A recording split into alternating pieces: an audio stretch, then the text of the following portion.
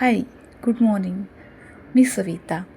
आज मी काहीतरी नवीन सुरू करू पाहते. अगदीच नवीन असं काही नाही, सगळेच जण करत असतात. सगळेच जण करत आहेत म्हटलं तर आपण का नाही, असा विचार केला आहे.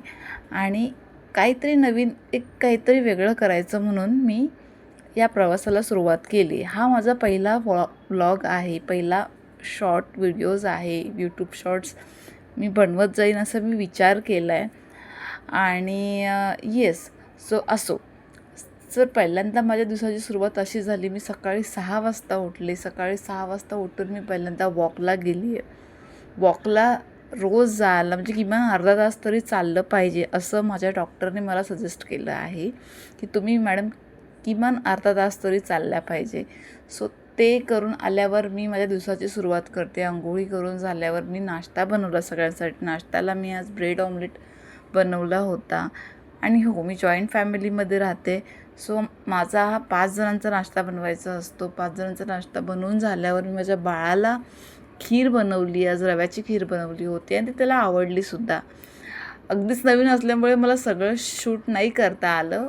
काही गोष्टी मला लक्षात नाही राहिल्या. असो. हे सगळं सकाळचं आवरल्यानंतर मी दुपारच्या कामांना सुरुवात केली. दुपारच्या कामांपास पहिल्यांदा मी चपाती भाजी, पहिल्यांदा मी बटाटे उकडायला लावले कुकरला. नंतर चपाती आवरून घेतली. मधल्या वेळामध्ये, अगोदरच्या वेळामध्ये माझ्या बाळाची अंघोळी, तिला नटवणं, सजवणं, शिवाय तिची एक झोपही काढून झाली होती. ह्या सगळ्या गोष्टी मला शूट नाही करता आल्या पहिल्यांदाच.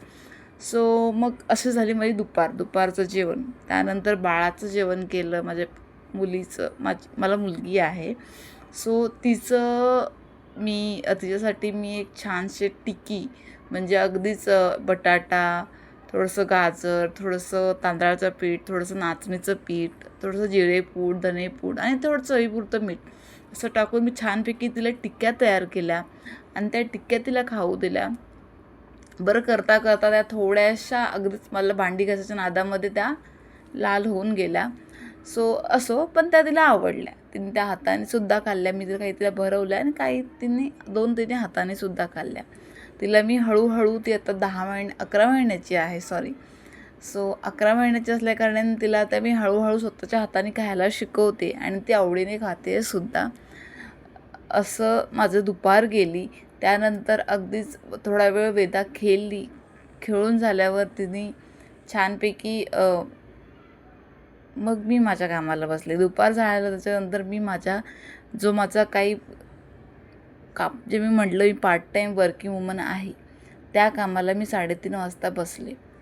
काम आवरून संध्याकाळी सगळं झाल्यावर तिला मी परत फ्रेश करून एक केळं खाऊ घातलं. केळं खाऊन झाल्यावर ती तिच्या आजी आजोबांबरोबर खाली फिरायला गेली आणि मी माझं संध्याकाळचं काम आवरून घेतलं. संध्याकाळचं काम म्हणजे संध्याकाळचा स्वयंपाक. आणि वेदासाठी मी संध्याकाळी पालकची खिचडी केली होती आणि ती तिला आवडली. ती आवडून ती छानपैकी झोपूनही गेली.